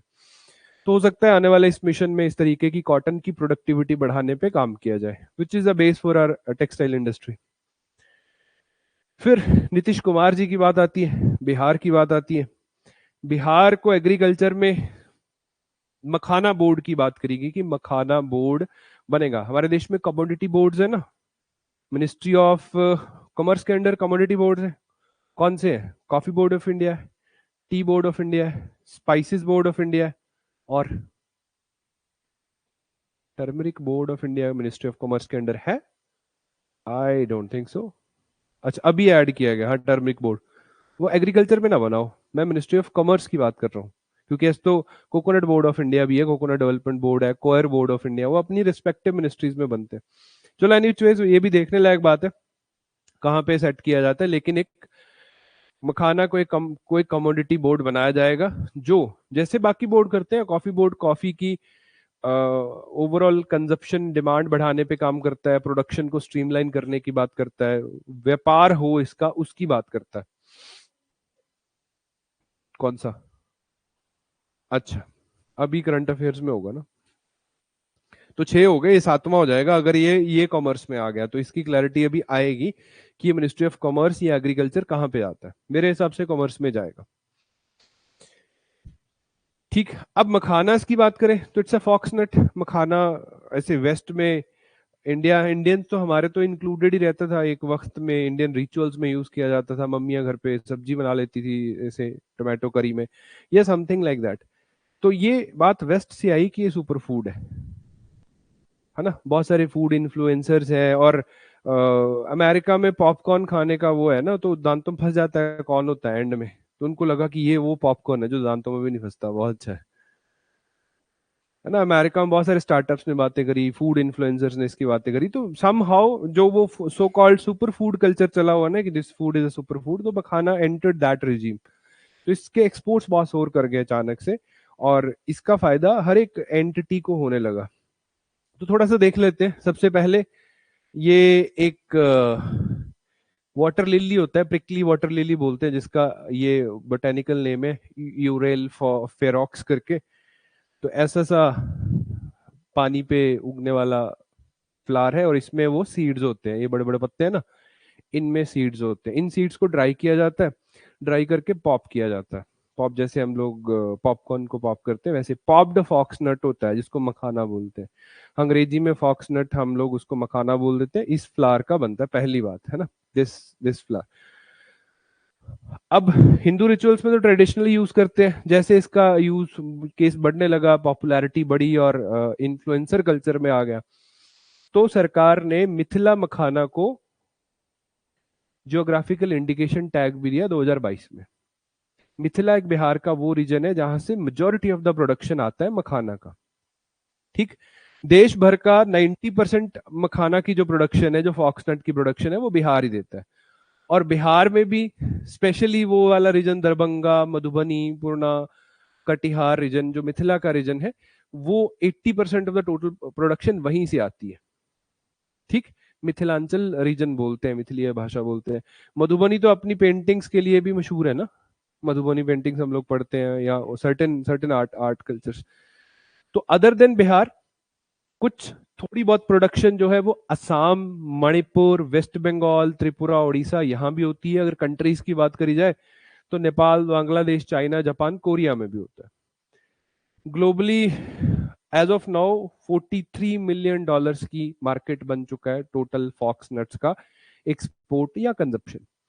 अब मुझे एक बात बताओ, इंडिया में कौन सा स्टेट होगा जो सबसे ज्यादा मखाना या फॉक्स नट को एक्सपोर्ट करता है? It's Punjab. Where as there is no such production found in the Punjab, क्योंकि बिहार में फूड प्रोसेसिंग के नाम पे कुछ नहीं है। बिहार में जितना भी होता है मखाना as a raw material sell कर दिया जाता है। फिर पंजाब और असम की, Assam is the second largest exporter of the this fox nut regime. तो यहाँ के जो बिजनेसमैन है वो खरीद के पैक करके साफ वाफ करके पॉप करके, कई बार नट्स खरीद के उनको पॉप करके फ्लेवर डाल के कुछ चटनी वटनी डाल के जो पैकेट्स में बंद करके बेचते हैं। These are from Punjab and Assam. तो Bihar is getting just the raw material वाला शेयर ऑफ इट, क्योंकि वहां पे इंडस्ट्री डेवलप्ड नहीं है। तो that is why seeing Bihar elections in the site, तो गवर्नमेंट हैज डिसाइडेड कि इनको एक बोर्ड बना के देते हैं और एक national institute of food technology भी दे देते हैं, सो दैट थोड़ा सा मैन पावर भी जनरेट हो जाएगी अगर इनकेस कुछ चटपटे मखाने बना के पैक करने हैं तो। ठीक है। पंजाब असम बहुत बड़ी मार्केट कैप्चर करते हैं एक्सपोर्टर्स की इंडिया में। अगर बात करी जाए, बिहार बहुत पीछे रह जाता है डिस्पाइट प्रोडक्शन। तो जरूरी नहीं है जो प्रोड्यूस कर रहा है वही बेच रहा है। एक एक साइड फैक्ट है, एक स्पेसिफिक कम्युनिटी है मिथिला रीजन में पाए जाने वाली, मला कम्युनिटी बोलते हैं, they are involve in the overall harvesting and the cultivation of this particular fox nut seeds etcetera. ठीक, तो इनका पॉलिटिकल रेलेवेंस भी ठीक है। अब ये फिशरमैन और जो बोटमैन कम्युनिटी है, काफी डिफिकल्ट प्रोसीजर रहता है इनको हार्वेस्ट करना, स्नेक इन्फेस्टेड वाटर्स भी हैं और ऐसे मुश्किल सा तरीके से, काफी लेबर इंटेंसिव है ना। यही कम्युनिटी इन्वॉल्व है। अभी इसका पॉलिटिकल रेलेवेंस इलेक्शंस में दिख जाएगा, क्योंकि it's just the 6% of the vote share around the region. 6% vote swing होंगी तो इलेक्शन स्विंग हो जाएगा उस एरिया का, तो एटलीस्ट हो ही जाएगा। Clear about fox nut. अब पल्सेस में आत्मनिर्भरता की बात करते हैं। सरकार बोली, फाइनेंस मिनिस्टर बोले कि 6 साल लंबा एक मिशन लॉन्च करेंगे जो स्पेशल फोकस करेगा तूर दाल, उड़द दाल और मसूर दाल, जो 3 तरीके की पल्सेस है, उनको प्रोडक्शन बढ़ाने में, उनकी प्रोडक्शन बढ़ाने में। क्यों? क्योंकि दाल देश को, वेजिटेरियन लोगों को प्रोटीन देती है और फार्मर्स को इनकम देती है। अब मेरे को बताओ, ये तो अरहर ही होता है ना, तूर, तूर को तो अरहर ही बोलते हैं हम लोग। और दूसरा ग्राम हो गया उड़द, मसूर इज लेंटल। अब इनमें से कौन सी रबी है, कौन सी खरीफ है?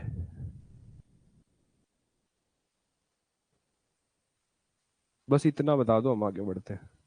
रबी खरीफ का फर्क तो पता है ना? एक रबी क्रॉप्स होती हैं जो ऐसे सर्दी में उगाई जाती हैं, मार्च में, अभी मार्च अप्रैल में उनका हार्वेस्टिंग होगा। एक खरीफ क्रॉप्स होती है जो मॉनसून सीजन में उगाई जाती हैं और दिवाली के आसपास हार्वेस्टिंग करते हैं हम लोग।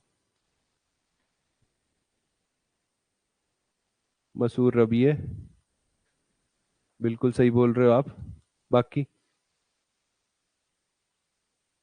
मसूर का अभी सीजन है ना, उगा हुआ। तो ये दोनों खरीफ है। ठीक है, mostly pulses are kharif crops, लेकिन some of them specifically the lentils, काला चना हो गया, these are the kharif rabi rabi crops जो अभी इनका वो होगा। ठीक है जी। फिर बोले रूरल डेवलपमेंट में पेमेंट रेवोल्यूशन तो लेके ही आना पड़ेगा हमें। उसके लिए India post will play the catalytic role. वो अकाउंट में चाहे डीबीटी है, चाहे ईएमआई पिकअप है, क्रेडिट कार्ड, इंश्योरेंस, सारे की सारी जो फाइनेंशियल इंक्लूजन की सर्विसेज है वो वाया इंडिया पोस्ट देने की कोशिश करेंगे, अलोंग विद दी बाकी वाला। हमारे पास स्मॉल फाइनेंस बैंक्स भी हैं, हमारे पास आरआरबीज भी हैं, हमारे पास कोऑपरेटिव सोसाइटीज बैंक्स भी हैं। उसके साथ इंडिया पोस्ट एक बहुत बड़ा कैटलिस्ट का रोल प्ले करेगा फाइनेंशियल क्रेडिट्स में इन द रूरल इंडिया, इसकी बात करेगी।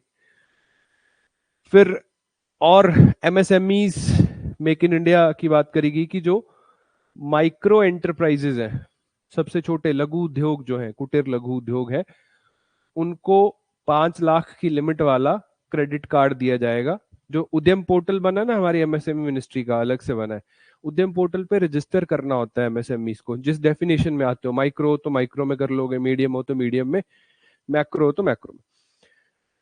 अब स्मॉल, सॉरी स्मॉल है तो स्मॉल में, मीडियम है तो मीडियम। तो इनको माइक्रो वालों को 5 लाख की लिमिट का क्रेडिट कार्ड मिलेगा, वो अपने डे टू डे के खर्चे, बिजनेस के खर्चे वहां से निकाल सकते हैं। पहली बात। दूसरी बात, जो पहली बार धंधा कर रहे हैं, फर्स्ट टाइम एंटरप्रेन्योर्स हैं, उनको भी 5 लाख 5 लाख रुपए का लोन जो है वो दिया जाएगा। टर्म लोन है, अप टू 2 करोड़ तक आने वाले 5 सालों में ये हम लोग डिसबर्स करेंगे। इसमें वुमेन को भी इंक्लूड किया गया है, शेड्यूल कास्ट को भी इंक्लूड किया गया है, शेड्यूल ट्राइब को भी इंक्लूड किया गया है। अब एक नई स्कीम लॉन्च करेंगे, उसका नाम रखेंगे बैठ के अच्छा सा, हिंदी अंग्रेजी मिक्स करता हुआ, और वो आने वाले 2-3 महीने में आपको स्कीम मिल जाएगी, ठीक, न्यू एंटरप्रेन्योर्स के लिए। फिर मैन्युफैक्चरिंग को बढ़ावा देने के लिए कुछ बड़ी बड़ी बातें करी गई हैं, ईज ऑफ कॉस्ट कम करेंगे वगैरह वगैरह। स्पेसिफिकली लेबर इंटेंसिव सेक्टर्स, जो जहाँ पे सेमी स्किल्ड लोगों को नौकरी दी जा सकती है। हर एक बंदा हाईली स्किल्ड नहीं है ना, जो आईटी इंजीनियर बन जाएगा, एआई का काम कर लेगा या फाइनेंशियल इंस्टीट्यूशंस पे काम कर लेगा। हमारी बड़ी पॉपुलेशन तो सेमी स्किल्ड है। सेमी स्किल्ड लोगों को नौकरी पे लगाना है तो सेमी स्किल्ड वाली इंडस्ट्री ग्रो करेगी तो ही होगा। तो सबसे पहले क्या है, फुटवियर और लेदर सेक्टर्स है, ये बहुत सेमी स्किल्ड लोगों को नौकरी दे सकते हैं, तो इनको इनहांस करेंगे बोला। तो 22 लाख लोगों को एम्प्लॉयमेंट मिलेगी, 4 लाख करोड़ का टर्नओवर होगा, और लगभग 1 लाख करोड़ का एक्सपोर्ट की उम्मीद सरकार कर रही है आने वाले टाइम्स में इस इंडस्ट्री से। सिमिलरली सेमी स्किल्ड लोगों के लिए टॉयज मैन्युफैक्चरिंग का धंधा है। टॉयज मैन्युफैक्चरिंग में बहुत सारे ऐसे लोगों को नौकरी दी जा सकती है, जैसे हम मोबाइल असेंबलिंग में देते हैं, वहां भी सेमी स्किल्ड लेबर ही। फिर फूड प्रोसेसिंग के लिए, जो national institute of food processing technology है, ये एक ऑलरेडी था देश में, शायद कहाँ है, आंध्र प्रदेश में आएगा, अभी बिहार को भी दे दिया है, क्योंकि वहां पे अभी अगर मखाना बोर्ड वगैरह आ रहा है, हम लोग उधर फूड प्रोसेसिंग का इकोसिस्टम बना रहे हैं, तो मैन पावर भी तो चाहिए ना वहाँ, ऐसे फूड फूड इंजीनियर्स चाहिए होंगे, फूड में एमबीए के लोग चाहिए होंगे, तो मार्केट बेचना कैसे है, बनाना कैसे है, ईच एंड एवरीथिंग, तो उसके लिए एक इंस्टीट्यूट तो होना ही चाहिए वहां पे। उसकी स्थापना बिहार में करी जाएगी। अब माइक्रो स्मॉल एंटरप्राइजेस को हम लोग या स्टार्टअप्स को लोन देते हैं, तो हर एक बंदे के पास कोलेट्रल तो होता नहीं, छोटा की गिरवी रखेगा क्या लोन लेगा। अब उनके लिए गारंटी ना सरकार दे देती है। नॉर्मली बैंक कोलेट्रल कुछ गिरवी रखे बिना लोन देता नहीं है, तो छोटे धंधों के पास गिरवी रखने लायक कुछ होता नहीं है, तो सरकार बोले हम इनकी गारंटी देते हैं, अगर ये भाग गए तो हम, हमारे पास फंड है, हम उससे बैंकों का पैसा लौटा देंगे। तो वो गारंटी को एक्सपैंड कर दिया गया, जैसे एमएससीज में पहले 5 करोड़ तक की गारंटी थी, अब उसको 10 कर दिया गया। सिमिलरली स्टार्टअप्स की 10 को 20 कर दिया गया। जो एक्सपोर्टर एमएसएमईज हैं उनको भी 20 करोड़ तक के टर्म लोन्स की गारंटी सरकार देगी, ऐसा गवर्नमेंट ने क्लेम किया है। तो अब इनकी डेफिनेशन को भी वाइड किया है। जो एमएसएमईज होते हैं, जो माइक्रो स्मॉल मीडियम एंटरप्राइजेज हैं, उनकी डेफिनेशन है अलग अलग। दो चीजों पर निर्भर करता है कि कितना पैसा इन्वेस्ट किया, कितना टर्नओवर है, कि आप माइक्रो हो, स्मॉल हो, मीडियम हो, क्या हो। तो पहले जैसे माइक्रो में 1 करोड़ का इन्वेस्टमेंट था, उसको बढ़ा के 2.5 करोड़ तक कर दिया, कि 2.5 करोड़ तक हो तो माइक्रो में ही आओगे, क्योंकि उनके अलग अलग बेनिफिट्स है ना उस हिसाब के। सिमिलरली टर्नओवर पहले 5 करोड़ का था, अब उसको रिवाइज करके 10 कर दिया गया है, so on and so fourth. जब पीडीएफ दूंगा तो देखना, ठीक है। सिमिलरली स्मॉल मीडियम एंटरप्राइजेस की जो डेफिनेशन है उनको वाइड कर दिया गया। अब ज्यादा कंपनीज एज एमएसएमईज रहेंगी और उनपे सरकार का स्पेशल ध्यान है, स्पेशल बेनिफिट्स इनको दिए जाते हैं। फिर लोगों पे बोले, इनोवेशन और लोगों पे इन्वेस्टमेंट है, जैसे कि सक्षम आंगनवाड़ी और पोषण 2.0 चलाएंगे। आंगनवाड़ी क्या है, वो आईसीडीएस स्कीम है, integrated child development scheme, 70s में आई थी, धीरे धीरे उसके चेंजेस आते गए, अभी आशा वर्कर्स वगैरह भी होते हैं। तो गांव में न्यूट्रिशनल नीड्स, चाहे वो प्रेग्नेंट मदर्स हैं या बच्चे हैं, उन किसी को आयरन की कमी है तो आयरन की गोलियां ले लो, या कोई प्रेगनेंसी ट्रैक करनी है तो वो आशा वर्कर आंगनवाड़ी के थ्रू होता है ना ऐसा काम, छोटे छोटे प्लेवेज क्रेशेस वगैरह। अब दूसरा है पोषण अभियान, की न्यूट्रिशनल नीड्स में हम लोग मिड डे मील वगैरह से लोगों को खाना भी, बच्चों को खाना भी खिला रहे हैं। लोगों को चावल वगैरह भी पचा रहे हैं, तो फोर्टिफाइड राइस देना है या उस तरीके का, तो इसको रिवैम्प करेंगे और न्यूट्रिशनली रिच खाना लोगों तक पहुंचे हमारे प्रोग्राम्स के थ्रू, तो उसका काम किया जाएगा, ऐसा बोला गया। फिर छोटी छोटी बातें, जैसे हर एक सरकारी हॉस्पिटल में एक डे केयर कैंसर सेंटर होगा।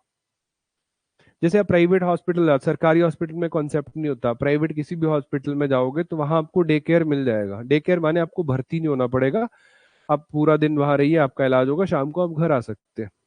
कुछ ऐसे प्रोसीजर्स होते हैं जो डे केयर में ही किए जा सकते हैं, यानी कि आप ओपीडी या भर्ती नहीं होना पड़ेगा। तो ऐसा काम कैंसर के लिए सरकारी हॉस्पिटल्स में भी किया जाएगा। जैसे कीमोथेरेपी लगानी तो it's a day care procedure. फिर भारतीय भाषा पुस्तक स्कीम चलाई, डिजिटल जो फॉर्म है इंडियन लैंग्वेजेस बुक्स का स्कूल और हायर सेकेंडरी के लिए, सेंटर ऑफ एक्सीलेंस है। थोड़ा सा बोल वचन है, ये आप देख लेना। जैसे अटल टिंकरिंग लैब्स हम लोग स्कूल्स में है, हर एक सरकारी स्कूल में लैब बनाई जा रही है अटल टिंकरिंग लैब्स के नाम से, जो इनोवेशन फ्यूल करेगी हमारे जो स्कूल वाले बच्चे हैं उनके दिमाग में, है ना। हमें वो रट्टा रट्टा वाले बच्चे निकाल के इनोवेशन की तरफ लेके आना। तो आने वाले 5 सालों में 50,000 ऐसी लैब्स और बनाई जाएंगी, ऐसा इस बजट में बोला गया। ठीक। ब्रॉडबैंड कनेक्टिविटी होगी स्कूलों में। आर्टिफिशियल इंटेलिजेंस के लिए हम लोग सेंटर फॉर एक्सीलेंस बनाएंगे, 500 करोड़ का बजट है एआई के लिए, 500 करोड़ रुपया।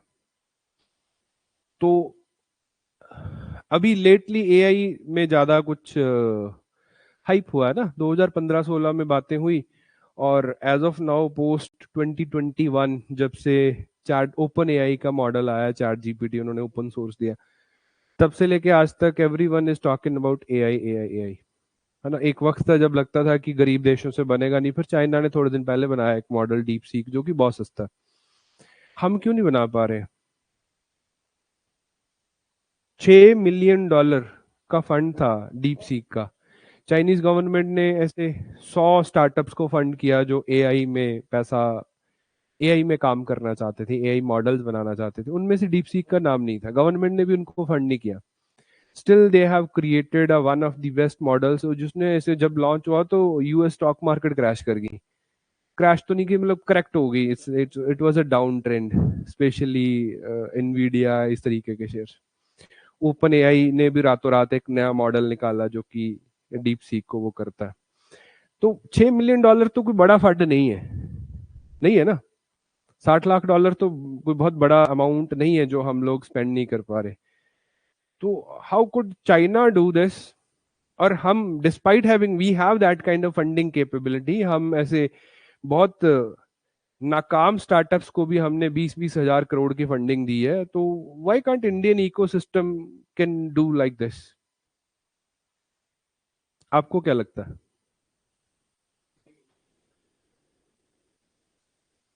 R&D नहीं है पहली बात। दूसरी, ऐसा नहीं है कि हम R&D कर नहीं सकते हैं, we have the one of the pioneers in the industry ना, हमारे पास विप्रो है, टीसीएस है, इन्फोसिस है, हमारे पास छोटी स्टार्टअप कंपनीज भी हैं। किस चीज में लैक कर रहे हैं हम लोग?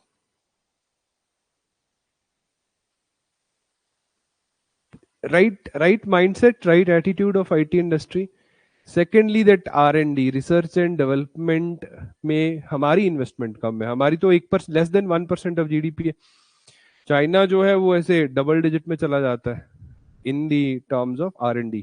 कि डीप सीक बनाने में चाइनीज गवर्नमेंट की फंडिंग का हाथ नहीं था, लेकिन डीप सीक बनने में उस इकोसिस्टम का हाथ जरूर था जो फंडिंग ने क्रिएट कर दिया। There was an number of models working out, है ना। डीप सीक तो उन्होंने इन्वेस्टमेंट्स के लिए बनाया था earlier, just like stock market analysis करने के लिए बनाया, तो इतना अच्छा टूल बन गया बजट को क्रंच को ध्यान में रखते हुए, दैट अगर कॉस्ट इफेक्टिवनेस देखें तो बहुत चीप है इन कंपैरिजन टू बाकी अवेलेबल मॉडल्स। जैसे अगर चैट जीपीटी के रेगुलर मॉडल्स को कंपेयर करते हैं तो $15 लगते हैं 1 मिलियन टोकन। अगर टोकन इज, आप एक क्वेरी डालते हो, आप एक चैट करते हो, is a one token. 1 million token is equal to $15 cost. In the DeepSeek it is $0.4 for 1 million token. तो इसे 3000% सस्ता हो गया। सिमिलरली अभी रिसेंटली ओपन एआई ने नया मॉडल दिया है 3O, कल कल 31 जनवरी को लॉन्च हुआ, उसका कॉस्ट $1.5 किया उन्होंने, कम करके $15 से, which is again a good thing. But ऐसा एक वक्त में था कि इंडियन जो है वो इतना बड़ा, ओपन एआई जितनी फंडिंग हमारे पास नहीं है, क्योंकि ऐसे it started with 1 billion $2 billion funding, Elon Musk fund कर रहे हैं ओपन एआई को, माइक्रोसॉफ्ट फंड कर रहा है। तो अब डीप सीक को तो ऐसा किसी ने नहीं किया, वो तो एक बहुत छोटी फंडिंग के साथ शुरू हुआ and they pulled it off, we couldn't. तो right mindset and R&D Indian ecosystem में नहीं है एज ऑफ नाउ, तो we are just consuming the AI, we are not like producing it. Consumption में तो हम काफी आगे। ठीक है जी, मेडिकल एजुकेशन पे काम करेंगे। एक स्कीम थी PM स्वानिधि। अच्छा PM स्वानिधि, ये ना हमने कोविड के दौरान ही लॉन्च करी थी। इट्स लाइक स्ट्रीट वेंडर निधि है। स्ट्रीट वेंडर जो छोटे स्मॉल स्ट्रीट वेंडर्स हैं शहरों में, उनको अप टू 50,000 तक के लोन देते थे, क्योंकि उनको लोन मिलता नहीं ना, कोई कोलेटरल नहीं, कुछ नहीं। तो ये एक फंड क्रिएट करा, इससे छोटे स्ट्रीट वेंडर्स को लोन दिया जाता है 10,000 20,000 अप टू 50,000 का। क्रेडिट कार्ड्स भी दिए जाते हैं 30,000 के लिमिट तक। तो अब बोले इसको रिवैम्प करेंगे, इसका एरिया, इसका दायरा और बढ़ाएंगे।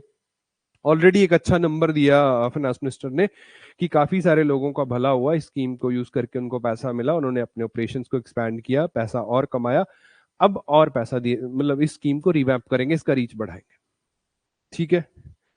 फिर जो ऑनलाइन प्लेटफॉर्म्स के वर्कर्स हैं, जो हमारी गिग इकॉनमी है जो डे बाय डे बहुत बड़ी हो गई है, जैसे हमारी फूड डिलीवरी एप्लीकेशंस है, जैसे हमारे कैब एग्रीगेटर्स हैं, इनको गिग वर्कर्स बोला जाता है ना। जो जितने भी ऑनलाइन, जब वो ऑनलाइन ऑफलाइन वाला फंडा, जब चाहे आप काम स्टार्ट करिए, जब चाहे आप काम बंद करिए, कोई बहुत बड़ा कंपनी के सिर पे वो नहीं होता, उनको उनकी सोशल सिक्योरिटी का ध्यान कंपनीज नहीं रखती हैं, उनकी हेल्थ का ध्यान कंपनीज नहीं रखती हैं, हेल्थ इंश्योरेंस वगैरह, क्योंकि they are not on roll workers. तो एज ऑफ नाउ सरकार ने बोला कि हमने पहले ई श्रम पोर्टल बनाई है, तो वहां पे सारे गिग वर्कर्स को रजिस्टर किया जाएगा। फिर उनका जो हेल्थ केयर वाला एस्पेक्ट है, तो PM जन आरोग्य योजना के अंडर इनको कवर किया जाएगा। तो इन केस वो बीमार होते हैं तो यहाँ से इलाज हो जाएगा। उनकी सोशल सिक्योरिटी लेटेस्ट स्टेजेस पे ई श्रम पोर्टल के थ्रू देखा जाएगा कि क्या करना है। ठीक। देन अगेन इंफ्रास्ट्रक्चर की स्टेट्स को बड़े बड़े लोन दिए जाएंगे 50 साल की टेन्योर के लिए। 1.5 लाख करोड़ रुपया निकाला अलग अलग स्टेट को, इसमें से कुछ ना कुछ लोन दिया जाएगा जो उनके कैपिटल एक्सपेंडिचर में हेल्प करेगा और रिफॉर्म्स के लिए इंसेंटिवाइज करेगा। जो स्टेट ज्यादा अच्छे रिफॉर्म करेगा उसको ज्यादा फंड मिलेगा, और वो फंड कैपिटल एक्सपेंडिचर में जाएगा, ना कि वो उनके लोन माफ करने में या फ्री बिजली देने में नहीं जाएगा। वो स्टेट कोई अगर कैपिटल, कोई सड़क बना रहा है, कोई ब्रिज बना रहा है, कोई रेलवे का, रेलवे चलो स्टेट क्या करेंगे, बिजली का कोई इंफ्रास्ट्रक्चर है, हेल्थ का कोई इंफ्रास्ट्रक्चर बना रहे, तो वहां पे इसको यूज कर सकते हैं।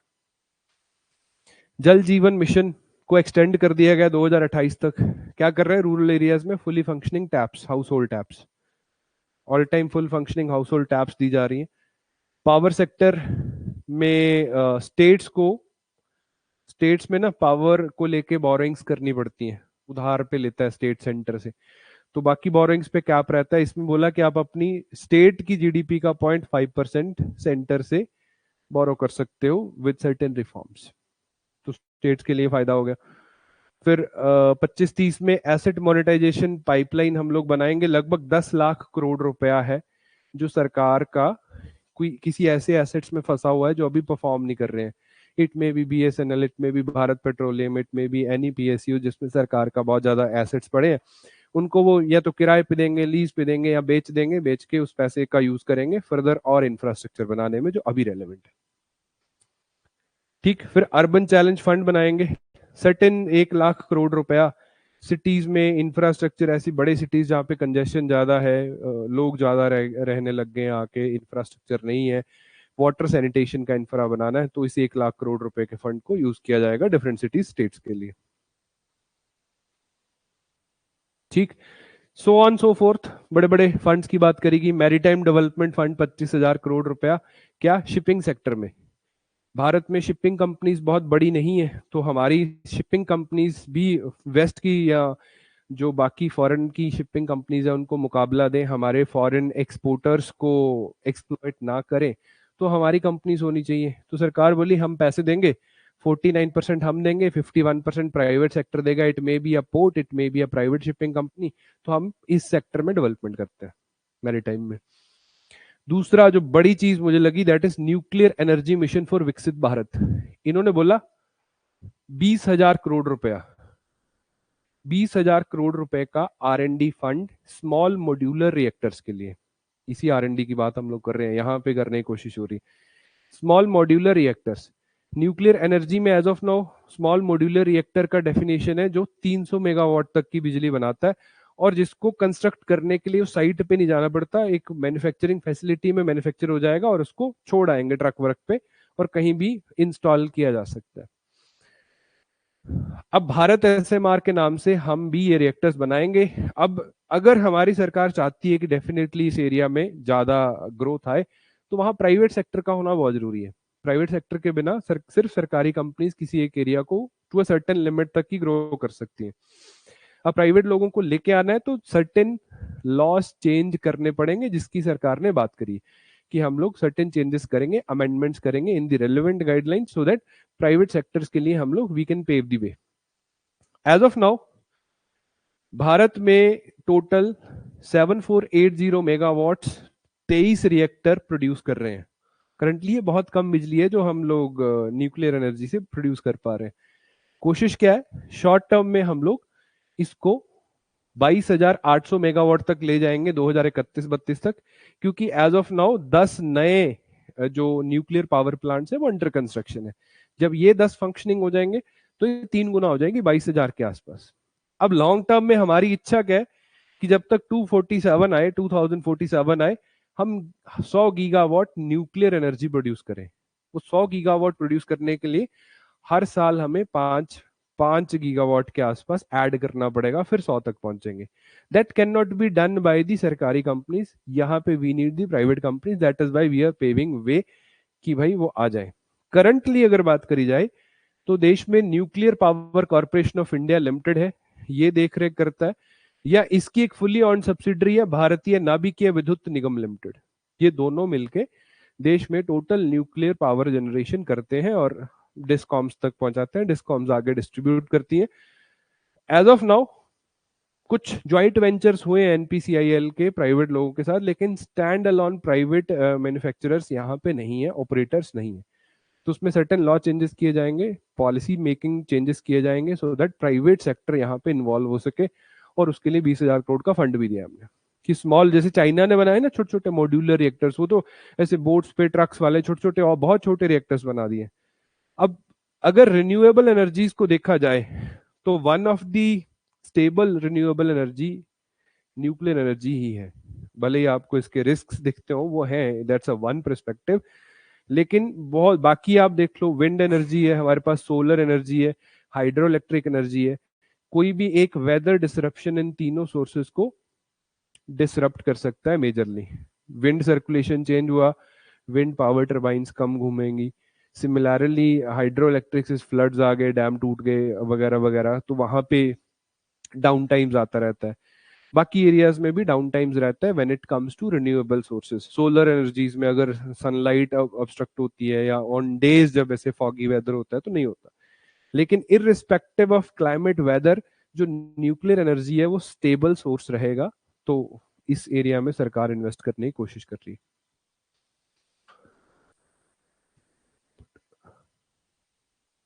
टूरिज्म के लिए 50 टूरिस्ट डेस्टिनेशन बनाएंगे, ज्यादातर बोल बचन ही है।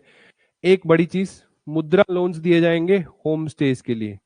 मुद्रा एमएसएमईज है ना, बिना, वही एमएसएमईज को लोन मिलता है, बिना कोलेटरल के मिलता है। अब बोले होम स्टेज को भी देंगे। होम स्टेज तो आप जानते हो, हिमाचल वाले तो स्पेसिफिकली जानते होंगे क्या होते हैं होम स्टेज, है ना, कि आप अपने घर के एक कमरे को या कुछ पार्ट को लीज आउट कर सकते हो फॉर द डेली विजिटर्स। उसकी स्टेट्स अपने हिसाब से गाइडलाइंस देते हैं। पहले इनके लिए कुछ था नहीं, फॉर्मल में बहुत बड़ा कुछ नहीं था। एज ऑफ नाउ मुद्रा लोन की बात कर रही है सरकार, तो वो होम स्टे इकोनॉमी इससे और बूस्ट हो जाएगी। फिर रिसर्च एंड इन्वेस्टमेंट में पीएम रिसर्च फेलोशिप है, या एक जीन बैंक और बनाएंगे हमारे पास ना, क्रॉप जम प्लाज्म के लिए एक जीन बैंक है ऑलरेडी, एक और बनाने की बात करी गई है। जैसे ज्ञान भारतम मिशन जिसमें ऐसे मैन्युस्क्रिप्ट्स रखी जाएंगी, रिसर्च डेवलपमेंट इनोवेशन के लिए 20,000 करोड़ रुपए का और फंड दे दिया। या नेशनल जियो स्पेशल मिशन है जिसमें हम लोग जोग्राफिकली मैप्स या लोकेशंस का इस्तेमाल करेंगे करंट इंफ्रास्ट्रक्चरल प्रोजेक्ट्स के लिए। Just to give it a one reading, ऐसा कुछ हार्ड एंड फास्ट नहीं है कि इसको याद करना है। एक्सपोर्ट प्रमोट करने के लिए एक्सपोर्ट प्रमोशन मिशन है कि जी एमएसएमई को सपोर्ट करेंगे जो भी फॉरेन मार्केट से नॉन टैरिफ मेजर्स लिए जाते हैं। बहुत सारे देश होते हैं ना जो टैक्स नहीं बढ़ाते हैं किसी चीज के इंपोर्ट एक्सपोर्ट पे, लेकिन ऐसे ही कंपनीज को बैन करते रहते हैं, कंपनीज के लिए फालतू का कंपटीशन खड़ा कर देते हैं, जिसके चलते हमारी कंपनीज उन देशों में एक्सपोर्ट नहीं कर सकती है। तो उसके लिए हम अलग से टारगेट्स रखेंगे किस तरीके से एक्सपोर्ट क्रेडिट्स वगैरह फैसिलिटेट करवाए जा सके सो दैट हमारे एमएसएमईज उन नॉन टैरिफ बैरियर्स को क्रॉस कर सके। भारत ट्रेड नेट बनेगा। अब व्यापार में ग्लोबल वैल्यू चेंज होती है, हर एक देश में कुछ ना कुछ एक्सपोर्ट हो रहा है, कुछ इंपोर्ट हो रहा है, कोई प्रोडक्ट है जो अलग अलग देशों में जाके फाइनल मैन्युफैक्चरर फाइनल कंज्यूमर तक पहुंचता है। जैसे सेमीकंडक्टर है वो ताइवान में बनेगा, स्क्रीन जो है वो सैमसंग अब कोरिया में बनाएगा, फिर बाकी चिपसेट चाइना में बनेगा एंड इंडिया में आके असेंबल हो जाएगा। तो it's a global value chain, 4 देश इन्वॉल्व हो गए। सिमिलरली बहुत सारे प्रोडक्ट्स में ऐसा होता है। तो जो ग्लोबल सप्लाई चेन्स है उसके साथ किस तरीके से इंटीग्रेट करना है, उसके लिए हम एक इंफ्रा डिजिटल पब्लिक इंफ्रा बनाएंगे जिसका नाम रखा जाएगा भारत ट्रेड नेट। तो इंटरनेशनल ट्रेड के लिए सारे के सारे डॉक्यूमेंटेशन, सारी जानकारी, सारे फाइनेंसिंग सोल्यूशन एक ही जगह पे मिल जाएंगे हमारे व्यापारियों को। ठीक, क्या है भारत ट्रेड नेट, पूछा जा सकता है, can be asked in a paper.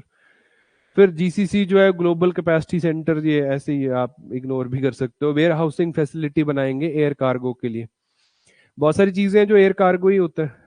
जैसे हम फोन्स की बात कर रहे थे, फोन जो है वो शिप में नहीं आते, वो मोस्ट ऑफ द टाइम्स नहीं आते क्योंकि फास्ट शिपिंग चाहिए ना, शिप में तो 20 दिन पड़ा रहेगा असेंबल हुआ फोन। तो इसको उस पे भेजा जा सकता है। It has a high value and iPhone values around 1 lakh. और एक जो कंटेनर है, छोटा कंटेनर जिसको एयरक्राफ्ट में रखेंगे तो इट कैन कंटेन जैसे थाउजेंड्स ऑफ आईफोन्स, और उसको बहुत जल्दी अपने डेस्टिनेशन तक पहुंचाया जा सकता है। तो एयर कार्गो का डेवलप होना ऐसी छोटी चीजों के लिए तो बहुत जरूरी है एयर शिपमेंट्स का। उसके लिए हमें वेयर हाउस चाहिए कार्गो एयरपोर्ट्स के आसपास, तो उनको बनाने की बात कर रही है सरकार। कार्गो एयरपोर्ट्स तो है ना, बेंगलुरु है, महाराष्ट्र में 1 2 और है, जहां से इस तरीके के एक्सपोर्ट हब्स होते हैं वहां कार्गो एयरपोर्ट मिल जाते हैं। कार्गो यानी कि जो माल लेके जाने वाले एरोप्लेन्स है, सिर्फ पैसेंजर्स नहीं है। फाइनेंशियल सेक्टर में काफी चेंजेस किए गए। एक चेंज देखने लायक है, दैट इज की पार्शियल क्रेडिट एनहांसमेंट फैसिलिटी बनाएगा जो नेफिड, हमने एक नई इंस्टीट्यूशन बनाया था, वो इंफ्रा को फंड करने के लिए कुछ ना कुछ करेगा। पहली बात, नेफिड है क्या? National bank for financing infrastructure and development. क्या करते हैं जी? ये देश की नेशनल इंफ्रा पाइपलाइन है जिसमें 100 बिलियन डॉलर्स के आसपास का एक्सपेंडिचर की हमने बात करी थी। देश में इंफ्रा प्रोजेक्ट्स को फंड करते हैं।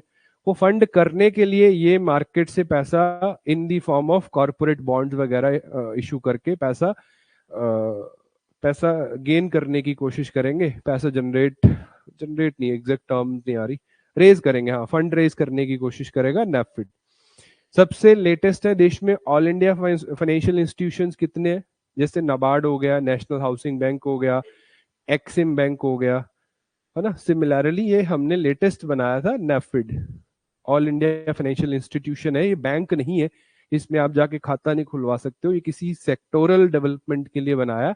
That is the infrastructure financing, जो बड़ा इंफ्रा फंड करता है। उसको हमने इस बार बजट में मेंशन किया है कि भाई ये लोग पार्शियल क्रेडिट एनहांसमेंट फैसिलिटी करेंगे कॉर्पोरेट बॉन्ड्स के लिए, which is again a thing. दूसरी बात, इंश्योरेंस सेक्टर को बढ़ा दिया गया 74% से 100% एफडीए अलाउ कर दिए। इंश्योरेंस में डायरेक्टली फॉरेन कंपनी आके किसी इंडियन कंपनी को 100% तक खरीद सकती है। ठीक, और अगेन ग्रामीण क्रेडिट स्कोर एक अलग से चीज होगी है जो सेल्फ हेल्प ग्रुप मेंबर्स और रूरल एरियाज में रहने वाले लोगों का सिबिल स्कोर नहीं होता है, क्योंकि उस तरीके की ट्रांजैक्शंस जो सिबिल ट्रांस यूनियन एक प्राइवेट कंपनी है वो रिकॉर्ड ही नहीं करती, अपडेट नहीं करती, ट्रांसपेरेंट भी नहीं है। तो उनका अलग से स्कोर देखा जाएगा, ग्रामीण क्रेडिट स्कोर, वो हम लोग आने वाले टाइम में कोई इंफॉर्मेशन यूटिलिटी बनाएंगे।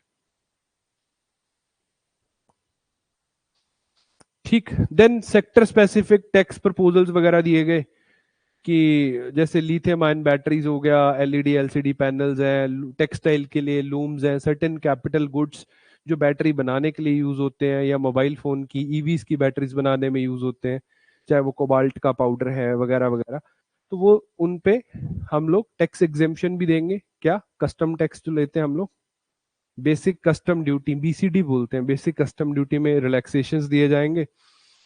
फिर शिपिंग इंडस्ट्री को सर्टेन एक्सटेंशंस दिए गए कि आप मेंटेनेंस रिपेयर ओवरहल अगर करते हो तो उस केस में जो शिप ब्रेकिंग इंडस्ट्री है उसको हम लोग ध्यान देंगे, क्योंकि हमने ऑलरेडी मैरीटाइम फंड बनाया 25,000 करोड़ का, तो उसको रेलेवेंट बनाने के लिए ये चीज जरूरी थी। सिमिलरली कुछ एक दो चीजें और इस एरिया में करी गई हैं जो आप देख लेना, बाद में इतना कुछ बताने लायक नहीं। Then last is tax. आप में से कोई टैक्स पेयर है? नहीं, इनकम टैक्स की बात कर रहा हूँ। डायरेक्ट टैक्स पेयर है कोई? इनडायरेक्ट तो सभी हो आप लोग, जीएसटी वगैरह तो हम पे करते हैं। चलो ऑनलाइन में होंगे ना डायरेक्ट टैक्स पेयर्स? नहीं है तो कोई नहीं, सीए से बात कर लेना, बता देता हूँ, बेसिक चीजें बता देता हूँ, पेपर लाइक बता देता हूँ। टैक्स फाइलिंग नहीं बताता, पेपर बता देता हूँ। कि पहले ना हमारी वो है टैक्स स्लैब्स थी, जो अर्लियर एग्जिस्टिंग स्लैब चल रही थी कि 3 लाख तक आपकी इनकम है तो टैक्स जीरो है ना। 3 से 5, 3 से 7 लाख तक की इनकम है, पहले 5 होता था फिर 3 से 7 कर दिया, तो आपको 5% पे करना है। सारे का नहीं 5 पे करना है, लेकिन 3 से 7 यानी कि इस 4 लाख का 5% आपका टैक्स बनेगा। फिर 7 से 10 लाख जो है उस पे 10%, सो ऑन सो फोर्थ। ठीक। अब इसमें सरकार एग्जेम्पशन देती थी कि जी ये 5% वाला माफ हो गया तो 7 लाख तक माफ हो गया। 7 लाख के बाद कुछ डिडक्शंस वगैरह लगते हैं 70-80 हजार रुपए, तो 7.5 लाख 7.25 लाख तक कोई टैक्स पे नहीं करना है, क्योंकि 5% वाला स्लैब हमने टेम्परेरीली माफ किया हुआ। उसके बाद 10% आपको पे करना है, 7 से 10 के बीच कोई था उसको पे करना है। एज ऑफ नाउ क्या किया गया, स्लैब्स चेंज हो गए, अप टू 4 लाख नील हो गया, पहले 3 लाख तक था, अब 4 लाख तक कमाई कोई टैक्स नहीं। 4 से 8 तक 5% टैक्स लगेगा, 8 से 12 तक 10% टैक्स लगेगा, एंड 12 से 16 15 है, 16 से 20 20 है, 20 से 24 25 है, और अबव 30% है। पहले वो 15 लाख के अबव ही 30% हो जा रहा था, पहली बात। अब दूसरी बात, ये दोनों एग्जेम्पशन में डाल दिए गए, पहले 5% वाला स्लैब एग्जेम्पशन में था, अभी ये दोनों एग्जेम्पशन में आ गए कि ये आपका टैक्स बनेगा, लेकिन under the exemption from the government आप पे नहीं करोगे। फिर कुछ स्टैंडर्ड डिडक्शन वगैरह होता है लगभग 60-70 हजार का, तो 12,60,000 के आसपास आपको टैक्स पे नहीं करना, लेकिन अगर आपकी इनकम 12,80,000 होगी तो आपका टैक्स यहां से शुरू होगा। ठीक, उस एग्जेम्पशन का मतलब अप टू 12 लाख ही है। अगर आपकी इनकम ऐसे 12, वो डिडक्शन मिला के 12,70 12,80 हजार या 13 लाख तक चलेंगे, तो आप फिर पूरा ही पे करोगे, 2.25 लाख 1,60,70 हजार रुपये, 5% ये, 10 ये, और जो आपका इस स्लैब में बनता है उसका 15%। ठीक है, ये स्लैब में ही कैलकुलेट होता है। जैसे ये 4 से आपकी अगर 10 लाख की इनकम है तो 4 से 8 का 5% ही लगेगा, 8 से 10 का 10% लगेगा, टोटल का 10 नहीं लगेगा। ठीक। तो ये चेंजेस हमने डायरेक्ट टैक्स में करे हैं, जिसको कि मिडिल क्लास एक बहुत बड़ा ड्रास्टिक स्टेप मान रही है। अब इससे सरकार को 3-3.5 लाख करोड़ रुपए का रेवेन्यू लॉस होगा, क्योंकि 1 करोड़ बड़ा टैक्स पेयर जो है वो टैक्स नहीं पे करेगा, हमने माफ कर दिया। अब ये क्यों किया जा रहा है, क्योंकि एज ऑफ नाउ इस फाइनेंशियल ईयर या पिछले फाइनेंशियल ईयर में मार्केट में फेलियर का सिचुएशन है, माने अर्बन एरियाज में डिमांड की कमी है।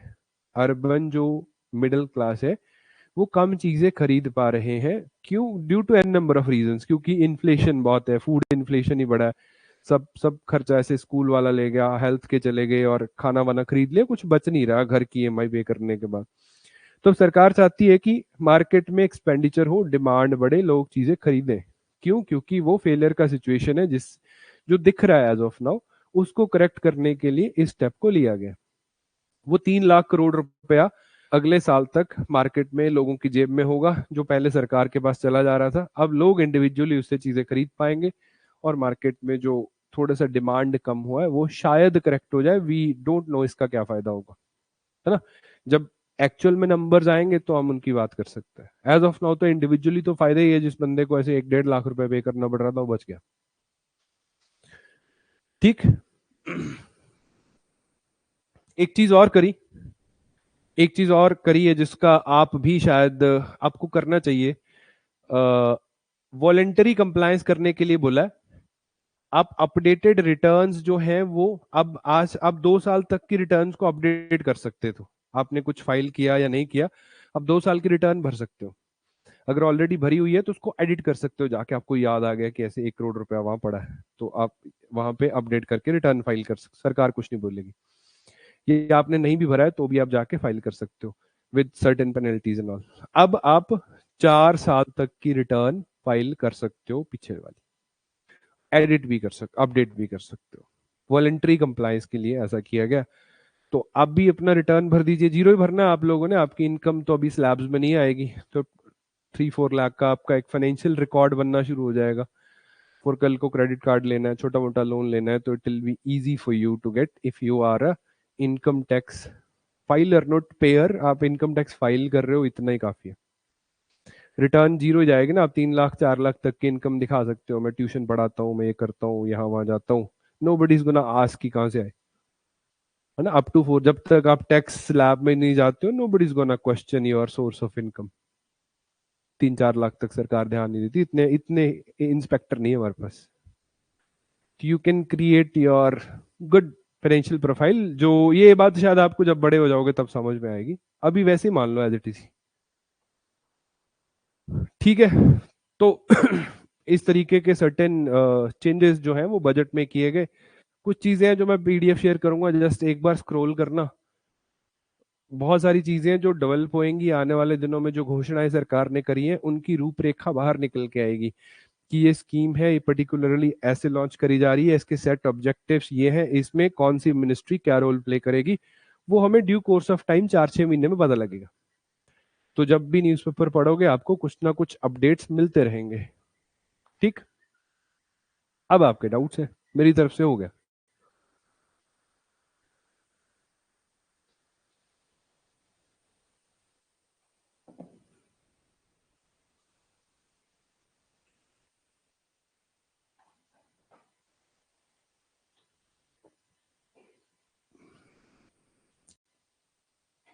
डाउट्स। बजट को एज इट इज रट्टा नहीं मारना है। मैं शेयर करूंगा, पीडीएफ शेयर करूंगा। जैसे जो जो चीजें मैंने एक्स्ट्रा से पढ़ाई है, जैसे मैंने मखाना पे फोकस किया या न्यूक्लियर उस पे फोकस किया या एग्रीकल्चर पे फोकस किया, उनको देख लेना। हर एक चीज जरूरी नहीं है कि आपके पेपर में हर चीज ही उठ के आ जाए, लेकिन a few of the things, जैसे मखाना मखाना बहुत हो रखी है, बहुत 3-4 साल से हो रखी है, तो हो सकता है इसकी बेसिक्स पे क्वेश्चन आ जाए, दालों पे क्वेश्चन आ जाए, एग्रीकल्चर की स्कीम्स पे क्वेश्चन आ जाए, बजट के आंकड़ों पे कुछ कुछ आंकड़े जैसे सब्सिडी वगैरह वो यूज हो जाते हैं, फिजिकल डेफिसिट यूज हो सकता है। नई चीज है, डेट टू जीडीपी रेशियो पे फोकस कर रहे हैं तो वो क्वेश्चन पूछा जा सकता है। तो जिस जिस चीज पे मैंने फोकस किया उतना सा पढ़ लेना, ज्यादा यूट्यूब की वीडियोस देख के दिमाग खराब मत करना अपना। बहुत है, इतना ही याद कर लोगे काफी है। ठीक है, इसको पढ़ना जरूर, आराम से बैठ के इत्मीनान से लाइन बाय लाइन पढ़ना है। कुछ लगे, just search it, Google it for a while, अगर नहीं समझ में आए तो मुझे पूछ लेना। ठीक है।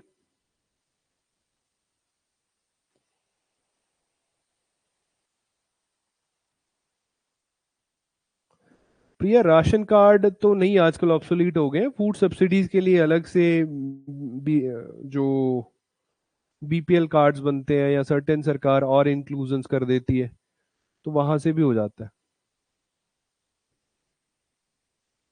Ration cards are the part of this but not only ration cards.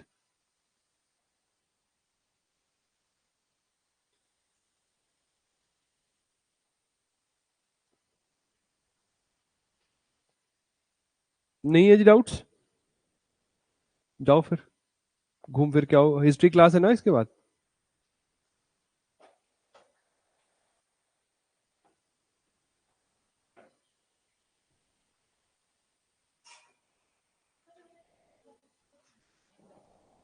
हाँ जी, हाँ जी, हाँ जी।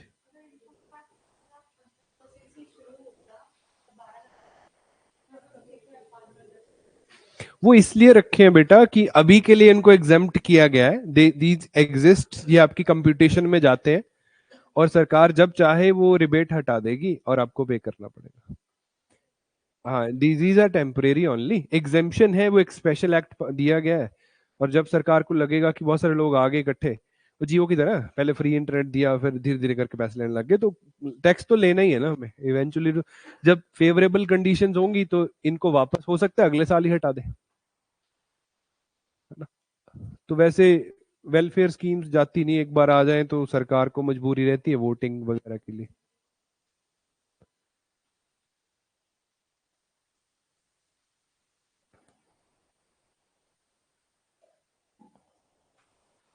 बबीता, ये देखने लायक बात है कि टैक्स कम होने से इन्फ्लेशन बढ़ेगा या नहीं बढ़ेगा। Definitely there will be more demand. अब वो डिमांड जो है वो किस तरीके का इन्फ्लेशन लेके आती है, वो देखने लायक बात है।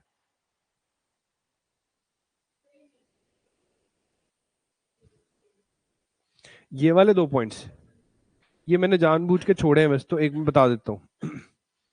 जैसे किराए की इनकम होती है ना किसी की, एक चीज होती है जिसको बोलते हैं TDS, tax deducted at source, कि आपने किसी बंदे को पे करना है। लेट अस से मैं वेंडर हूँ, आप मुझे कुछ पे कर रहे हैं। In case you are a registered company और certain type of a tax, तो आपकी जिम्मेवारी रहेगी कि मेरा कुछ हिस्सा काट के सरकार को एज अ टैक्स पे कर दो मेरे लिए, मेरे पैन नंबर के अगेंस्ट। उसको बोलते हैं टीडीएस। कि आपने मुझे 1 लाख रुपए देना था, आपने मुझे 98,000 दिया, 2,000 मेरा ही टैक्स पे कर दिया। इसके लिए मैं बाध्य हो गया कि मैंने बाकी 98,000 का टैक्स भी पे करना है सरकार को। सरकार टैक्स कंप्लायंस श्योर करती है टीडीएस के थ्रू। तो टीडीएस ना कटता है, जस्ट लाइक सीनियर सिटीजन्स की टैक्स डिडक्शन की अलग अलग लिमिट्स थी। और रेंट के लिए टीडीएस की लिमिट अलग थी, कि जो बंदा 2,40,000 रुपए से ज्यादा ईयरली रेंट पे करता है, वो अपने मकान मालिक का टीडीएस काटेगा और पैन नंबर के अगेंस्ट पे करेगा। मकान मालिक नहीं तो एटलीस्ट बिजनेस एंटिटी, जैसे एक प्रोफेशनल बिजनेस बिल्डिंग है, तो ये O2 will deduce the taxes. वो करते हैं लोग ना, जितना भी बिल्डिंग्स का रेंट जाता है उसका टीडीएस कट के सरकार को जमा होता है। तो अर्लियर था 2,40,000 की लिमिट, अब होगी 6 लाख, कि एक साल में 6 लाख तक आपको टीडीएस नहीं काटना है, उसके बाद काटना है। क्यों? क्योंकि छोटे बिजनेसेस के लिए प्रोसेस हो जाता है, सीए फीस लेता है इसकी। तो झंझट खड़ा हो जाता है कि मैंने धंधा करना है कि पहले सरकार के टैक्स कंप्लायंसेस करने हैं। तो इसलिए उसको कम किया गया है, इसको इस लिमिट को बढ़ा दिया गया, अब वो 6 लाख तक कर दी गई है। तो 6 लाख यानी कि 6 लाख को किराया दे रहा है, माने बड़ा है, थोड़ा सा बड़ा बिजनेस है, ऐसे वाला। बाकी इसको बेटर समझेंगे जब आप इकोनॉमी में टैक्सेस पढ़ोगे ना मेरे साथ। तो टैक्सेस में मैं क्लियरली समझाऊंगा कि टीसीएस टीडीएस होते क्या है।